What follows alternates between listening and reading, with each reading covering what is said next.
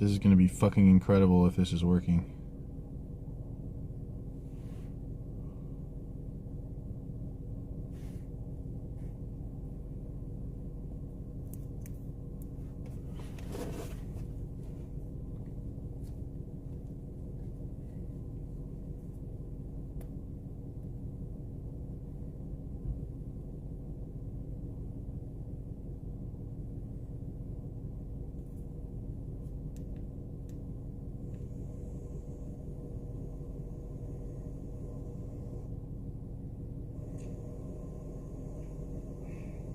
This is gonna be fucking incredible if this is working.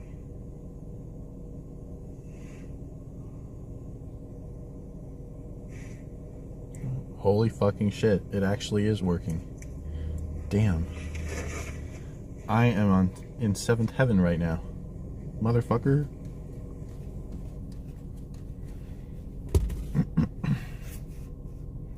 Hell yeah.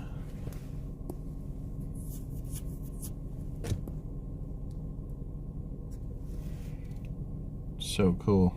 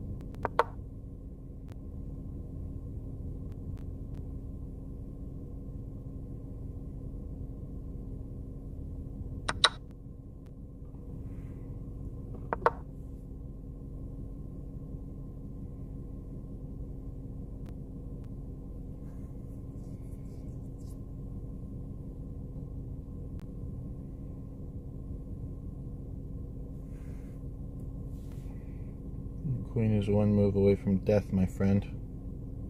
Please, my friend, choose to live.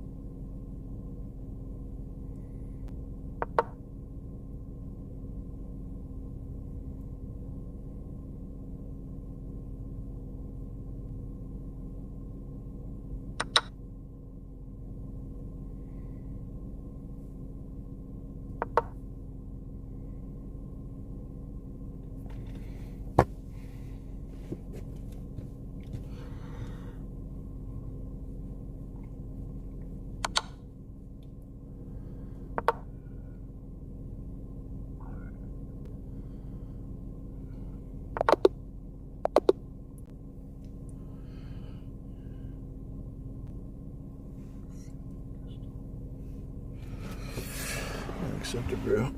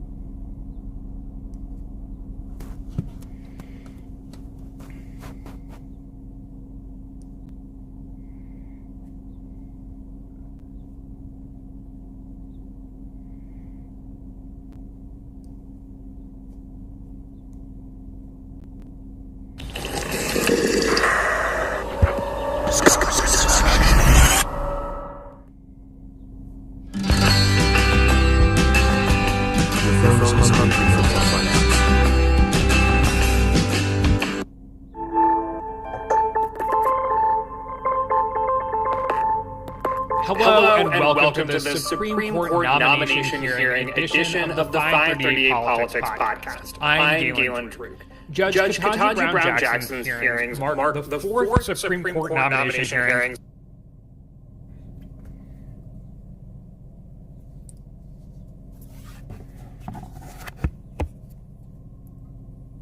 we've covered in the 6 years we've been around as a podcast. The Senate Judiciary Committee and 538 legal reporter Amelia Thompson-DeVoe have been very busy. By the way, Amelia, welcome to the podcast. How's it going? I'm good, thanks, Galen. How are you?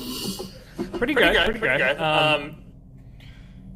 I swear to God, these guys are literally the world's biggest nerds. But it's cool, though. Fellow nerds speaking, so.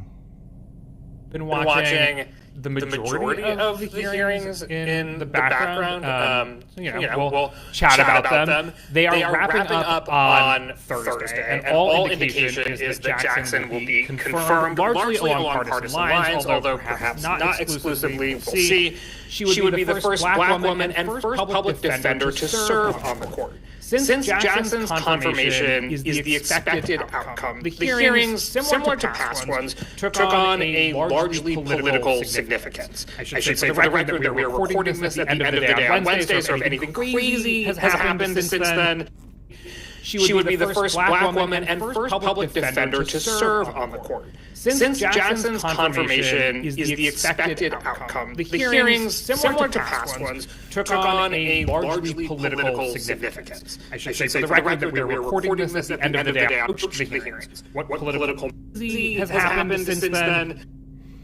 I should also say for my record that I don't know much about. Maybe some caveats apply, but in any case, we're going to talk about how this. And as always, I'll be passing judgment on things that I already do know about as they come up. Senators and how Jackson herself approached the hearings. What political messages did senators send? And were we able to glean anything about what kind of justice Jackson would be? So first, as we suggested, Supreme Court nomination hearings can be exercises in finding ways to not actually answer the questions asked. And that goes for basically all nominees these days. In the grand scheme of things, how forthcoming was Jackson? And were we able to determine anything that we didn't generally know going in? I mean, not really. She answered the questions, sometimes more straightforwardly than other times. She talked about her record, like it wasn't like she was sitting there in silence saying, I plead the fifth, I plead the fifth. She was answering the question. She was also being interrupted a lot. So there were moments when, she might have said more and someone talked to her.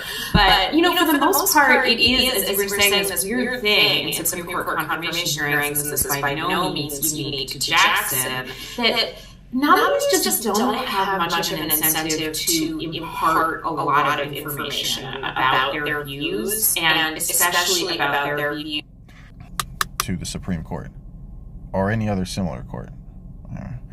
But yeah, I don't like that. That's the norm, to not answer the questions. I wish I could have seen every single nominee honestly answer every question asked of them. I wish the record reflected that instead of the opposite.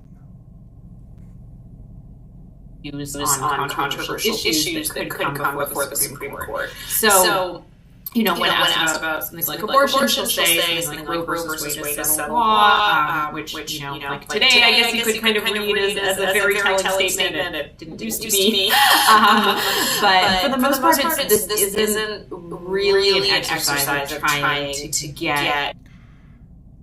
Thank you, Texas. And what was the other one? Louisiana or Mississippi or something? I forget where the other one was. The one that was considered more serious, but was actually less serious. Yeah. New information about the justice. It's more sort of a political posturing where the senators on both sides are trying to, highlight different parts of her record, and usually in the case of the opposition, make her out to be kind of a, potentially bad force on the Supreme Court. One piece of new information that we did get on Wednesday is that Judge Jackson said she would recuse herself from the affirmative action case involving Harvard University and the University of North Carolina. The Supreme Court is set to hear in its next session, so when she would be on the court if she's confirmed. Is it news that she would recuse herself? Was that expected? And what's the rationale there? I mean, I don't know if it was... That's surprising to me that she said she would recuse herself from that, although that's not the first time I've heard that, but it's really the first time I digested the information. But it either reflects a sincerity and earnestness on her part, or it reflects, a political cynicism and perhaps a cultural fear of backlash from her own people if she were to rule against them. Could go either way, I don't know who she is as a person, so that's why I don't know which way it is. Expected necessarily. She's recused herself from past cases involving Harvard because she went there.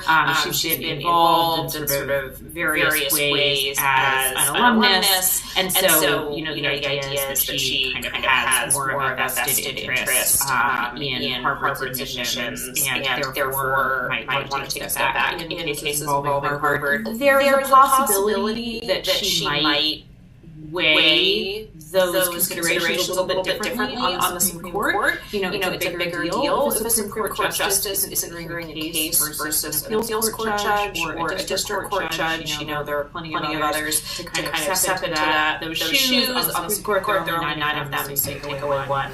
That's a bigger deal. But it's not super significant because frankly, it's very, very, very unlikely that she would be the deciding vote in that case. So it would mean that we would get dissent from her. But it's not like the affirmative action case was going to be turning on her vote, and suddenly she's not in the mix anymore. Speaking broadly, one of the most frequently asked questions of Jackson from Republicans was about her judicial philosophy and whether she could describe what that was. She said she doesn't have a judicial philosophy. Instead, she has a judicial methodology. Is that true that she doesn't have a judicial philosophy? And if so, what's the difference? What does it mean to have a judicial methodology? It's such a meaningless question at this point because, all the nominees get asked about their judicial philosophy, and it's usually by senators of the opposite party. The president nominated the person who's there. And it's a way of basically often suggesting that the person is biased in some way. They're coming in with an ideology or a set of preconceived notions about how the world works that they're going to apply to the law. Jackson, I think, by saying she had a methodology, like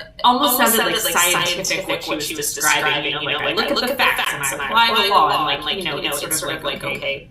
But yes, that's what judges do. It's interesting. She did talk a bit about what she thinks about the Constitution and what she thinks about textualism. So these ideas of textualism and originalism that I tend to be associated with conservatives. Oh, sorry for not mentioning it sooner. It's so obvious to me, but clearly this lady here is, shilling as hard as she fucking can for the Democratic Party. Probably not as an actual operative of theirs, although she is that since she works for a major news organization. But, so yeah, she is that. But, it's not like she doesn't believe that crap too. In my view. I don't know her. I don't know the innards of her mind per se. So I can't say with 100% certainty, of course. She says that she uses them. So in an exchange with Senator Dick Durbin, she said that when she's interpreting the Constitution, that she, quote, focuses on original public meaning because I'm constrained to interpret the text. And then later, she said that she doesn't believe there's a living Constitution. She said the Supreme Court... For the record, there is zero, zip, zilch, nada. There is no difference between a judicial philosophy and a judicial methodology. There just isn't a difference. Sorry. Court has made clear that when you're interpreting the Constitution, you're looking at the text at the time of the founding. So she actually said that she sort of uses these tools that have been associated with the conservative legal movement in her own work. I should say that there's no real reason why textualism and originalism have to be associated with conservatives. Those approaches can also result in liberal outcomes. So I don't think it's really that noteworthy that she uses them. But, I think this idea that she has particular approaches to the law, that she's going to try to be neutral, those are like things that don't actually tell us that much about how she approaches her job as a judge. But I think this question is not one that is really answerable in this setting. So it kind of makes sense that she gave an answer that really doesn't tell us very much. Right, you said it's not answerable in that setting. But perhaps it's answerable on this podcast. What do we know about her ideological bent? Well, it's interesting because Great comeback, Galen. She's been a judge for a long time. She was a district court judge. She was appointed by Obama. You see, Galen is either... he strikes me as, center right or maybe center left. But, he definitely gives off very centristy vibes. And that means he plays a conservative foil to all of these Democrat chucklefucks that are always on the podcast. So, one loveth Galen. No homo. And then she's an appeals court judge. But she was a district court judge for most of that time. She was just appointed to the appeals court in 2021. And district court judges, it can be kind of difficult to figure out what they think about. God damn it. I'm really enjoying this, but I need to fucking eat. Sort sort of like big issues because they're constrained by multiple layers of precedent, right? So it goes to Supreme Court and then appeals courts and then district courts. District courts are at the bottom, so they're constrained by the appeals court precedent and the Supreme Court precedent. So there really isn't a lot of room for district court judges to go out on a limb and kind of say, this is what I think about the law. They have to apply the law as those higher courts say that they have to. And they also get a lot of cases that just are not ideological. The vast majority of the cases that come through the courts are not going to tell you much of anything about a judge's perspective on issues that, senators on the Judiciary Committee will talk about because they're a political hot thing now. So, with that caveat, I think we can very confidently predict that she will be a reliable vote with the Liberals on big issues that have an ideological valence. We don't know at this point where she would fall in the spectrum. There's one metric that I looked at for a story that I wrote when she was named that suggests that she could be pretty far left among the liberal Democratic nominated justices. There's another one that suggests she could be closer to the center. We're not going to get to see that until she gets on the court. Broadly speaking, she's going to be a pretty...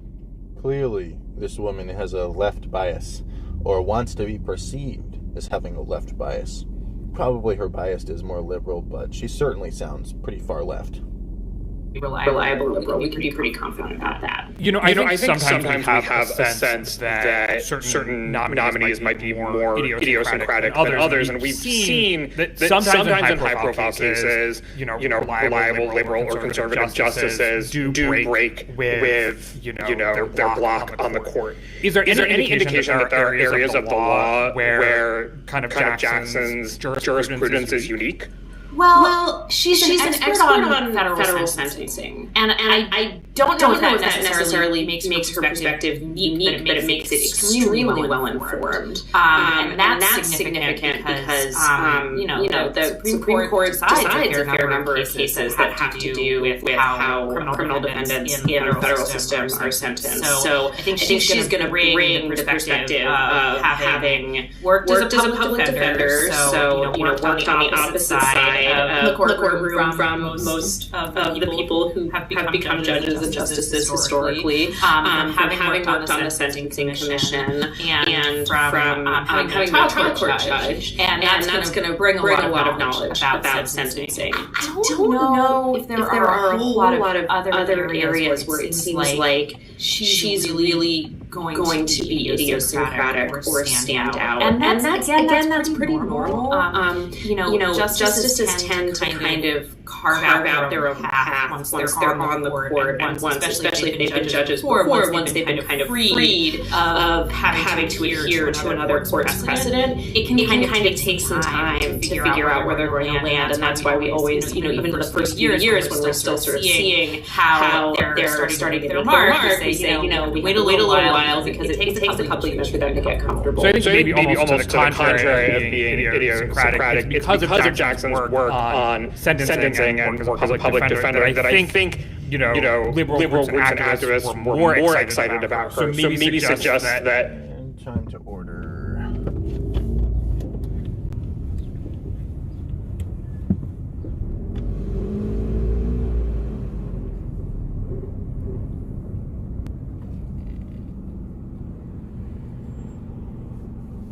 Welcome to Gold Star. Would you like to try a burrito? Yes, actually. Can I get 2 of them? Sure. What else can I get for you? That'll be all. Thank you. Alrighty, $8.67. Awesome.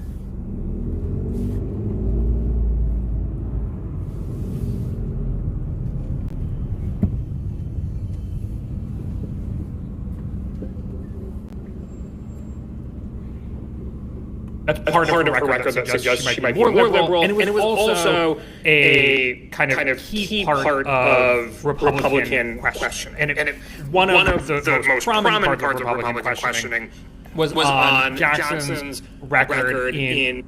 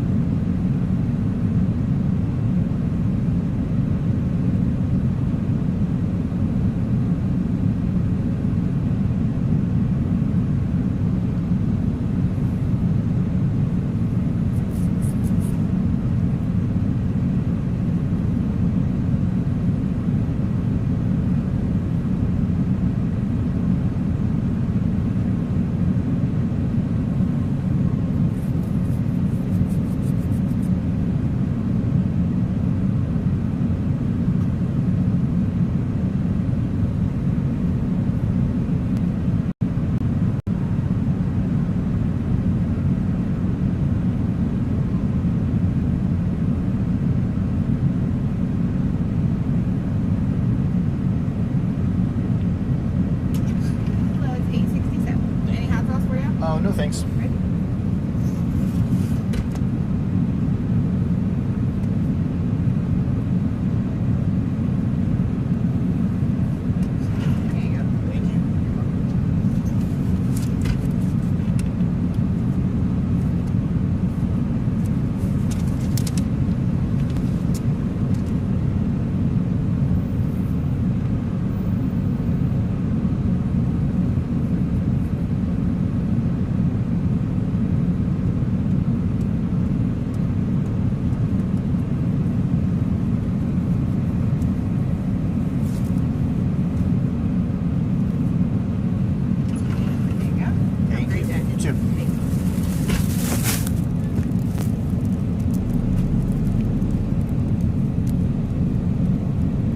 sentencing offenders in child pornography cases. And essentially what they were saying was that she oftentimes was giving lighter sentences to the perpetrators of these crimes. Is there a way for us to look in a broader sense and be able to tell, like, is Jackson, in the grand scheme of judges, lighter on these kinds of crimes? Yeah, so no, she's not. There are kind of two conversations happening in this hearing. There's the conversation that Jackson's trying to have, where she...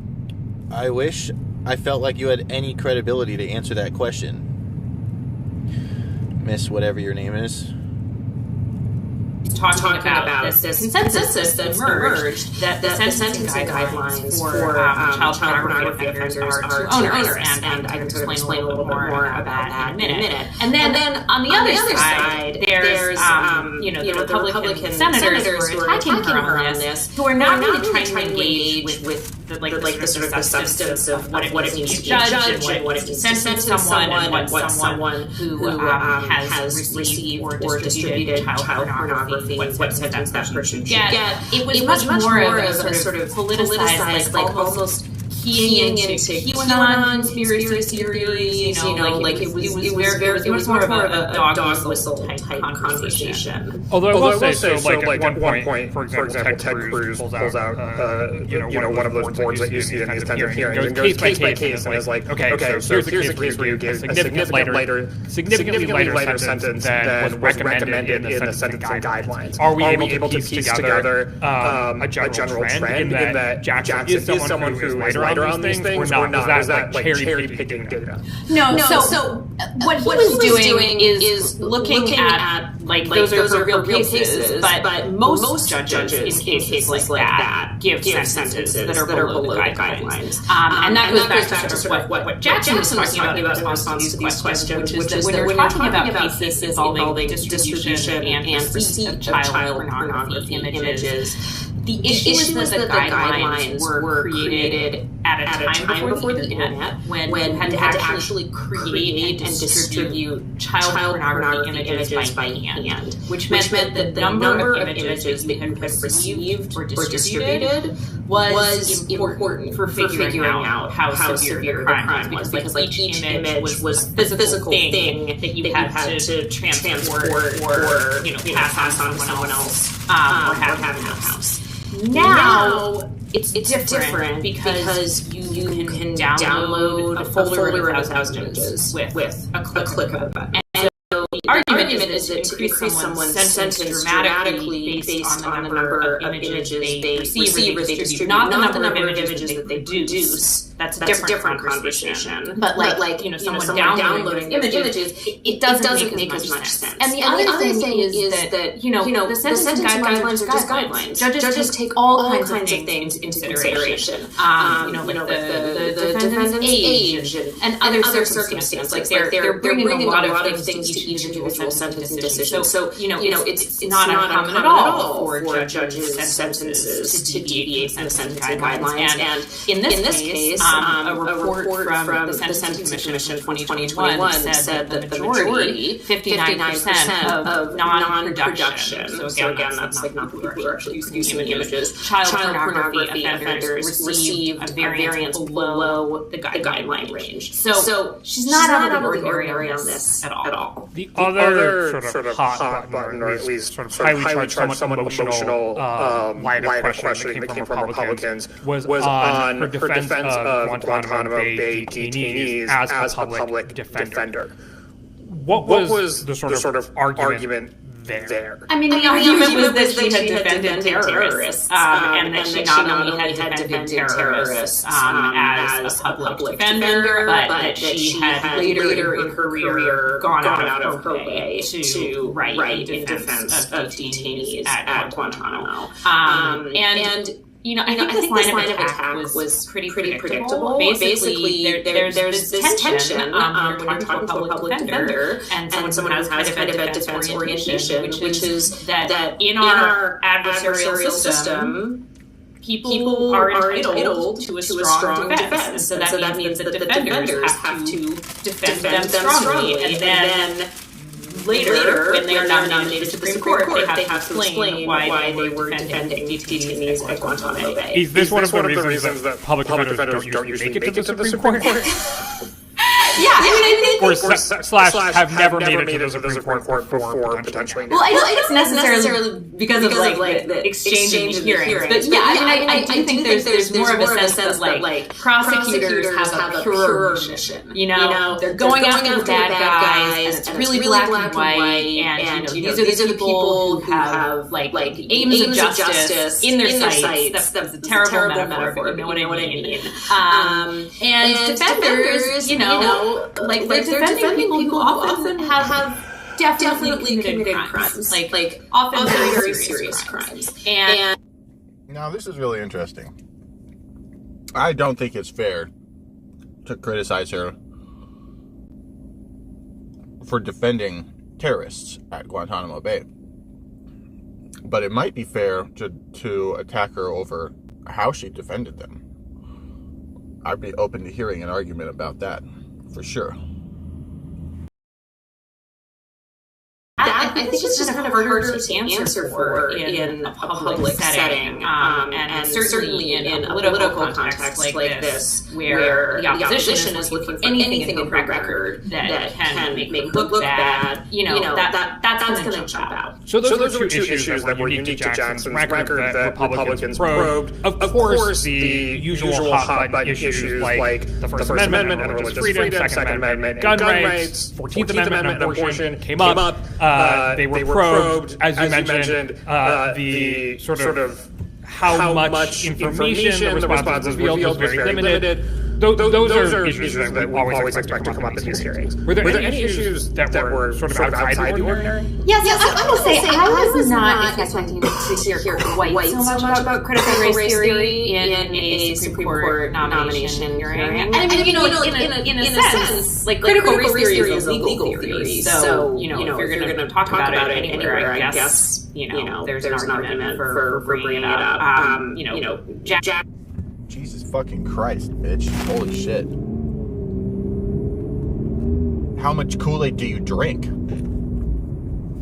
Jackson has never said anything that has indicated that she sort of uses critical race theory as like a guiding principle for the way she approaches the law. So I would say it's not super relevant. And the way that it got brought up was more in the context of education, with Republican senators basically trying to say that critical race theory is taught in a private school where she serves on board, and sort of suggesting because of that she condones critical race theory and the teaching of critical race theory in schools. And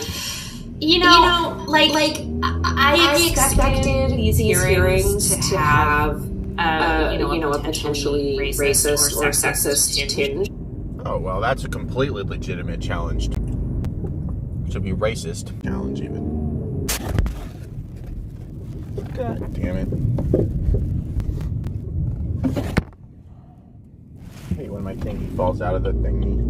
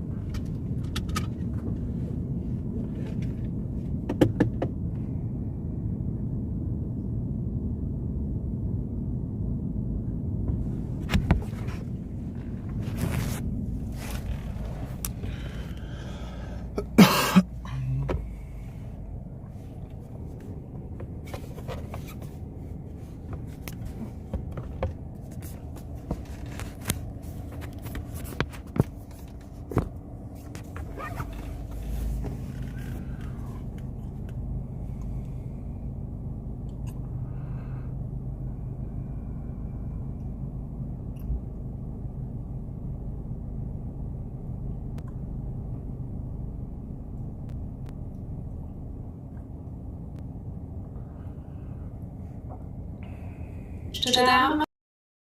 Pretty Boys and girls is inherently moral. However, it has an extremely high potential for abuse. Do you understand? I know you don't understand yet. a black woman. You know, the way that they were asking about it, I mean, it really. However, I guarantee you, no matter who was nominated, if they sat on the board of a school that taught critical race theory in the year 2022, they would certainly be challenged on that basis in their Supreme Court hearing, no matter what their sex or race would be. Period. Perhaps with even more vitriol, actually. Almost certainly with more vitriol, because of the race traitor aspect of it and the relatively low expectations in context for Judge Ketanji Brown Jackson. Relevant to much, except that this is an issue that's been coming up, obviously, at a bunch of different levels in politics, mainly. So, also run into this debate over trans bathroom bills. Oh, She shit. was asked. This is just getting juicier and juicier. I'm gonna go get my fucking bait.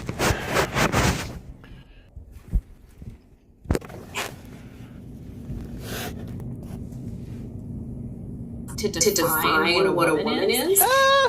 She was asked to define what a woman is, and she fucking couldn't. I bet she couldn't.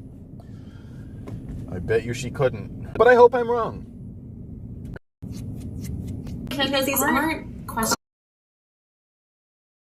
highlight the issues that they think are politically salient. That tracks. I mean, watching these hearings, I was thinking back to the 2020 Amy Coney Barrett hearings. And in those hearings, like, into the 2020 election, so just sort of spotlight, you know, healthcare, and that's a winning their strongest case to the American public. Pushing on this issue of critical race education is successful for them. Jackson, for being a former public defender, there was also, and I think you know, arguably, like to say a black woman.